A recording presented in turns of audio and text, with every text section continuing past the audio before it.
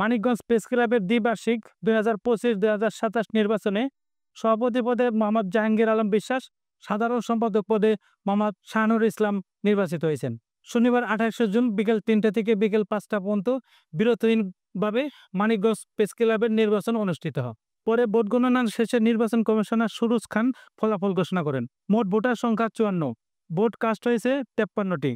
সভাপতি পদে বিনা প্রতিদ্বন্দ্বিতায় বিজয়ী হয়েছেন জাহাঙ্গীর আলম বিশ্বাস। স্টাফ রিপোর্টার, ডেইলি স্টার ও RTV।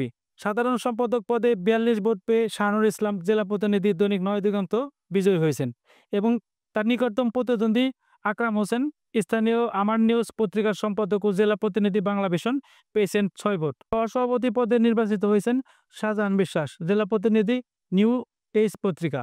47 ভোট পেয়ে আবুল বাশার আব্বাসী, 41 ভোট পেয়ে এই দুইজন নির্বাচিত হয়েছেন। যুগ্ম সাধারণ সম্পাদক বিনা প্রতিদ্বন্দ্বিতায় নির্বাচিত হয়েছেন রিপন আনসারী, জেলা প্রতিনিধি জিটিভি ও দৈনিক মানব জমিন। সহসাধারণ সম্পাদক পদে নির্বাচিত হয়েছেন জাহিদুল ইসলাম চন্দন, দীপ্ত টেলিভিশন, জেলা প্রতিনিধি। 30 ভোট পেয়ে তার প্রতিদ্বন্দ্বী আশরাফুল আলম রিটন, জেলা প্রতিনিধি ডিবিসি, পেয়েছেন 23 ভোট। ক্রীড়া ও সাংস্কৃতিক সম্পাদক পদে নির্বাচিত হয়েছেন আকমল হোসেন, স্থানীয় সাপ্তাহিক অগ্নিবিন্দু পত্রিকার সম্পাদক। 31 ভোট পেয়ে তার প্রতিদ্বন্দ্বী প্রার্থী দেশ টিভির জেলা প্রতিনিধি আব্দুল আলিম পেয়েছেন 22 ভোট। প্রচার ও প্রকাশনা সম্পাদক পদে নির্বাচিত হয়েছেন খন্দকার সুজন হোসেন, স্থানীয় পত্রিকা সাপ্তাহিক তারান্নর কথার সম্পাদক, পেয়েছেন 36 ভোট। তার প্রতিদ্বন্দ্বী প্রার্থী সোহেল হোসেন, ঢাকা পোস্টের জেলা প্রতিনিধি, পেয়েছেন 17 ভোট। দপ্তর সম্পাদক হিসাবে বিনা প্রতিদ্বন্দ্বিতায় নির্বাচিত হয়েছেন আজিজুল হাকিম, জেলা প্রতিনিধি মাই টিভি ও দৈনিক বাংলা পত্রিকা।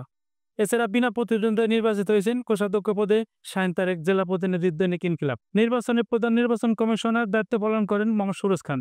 এছাড়াও নির্বাচন কমিশনার হিসেবে ছিলেন দৈনিক যুগান্তর পত্রিকার স্টাফ রিপোর্টার মতিউর রহমান এবং দৈনিক সমকাল প্রতিনিধি উদিত্য চন্দ্র চক্রবর্তী বিপ্লব। এর আগে শনিবার সকাল থেকে দুপুর পর্যন্ত জেলা পরিষদ মিলনায়তনে দ্বিবার্ষিক সাধারণ সভা অনুষ্ঠিত।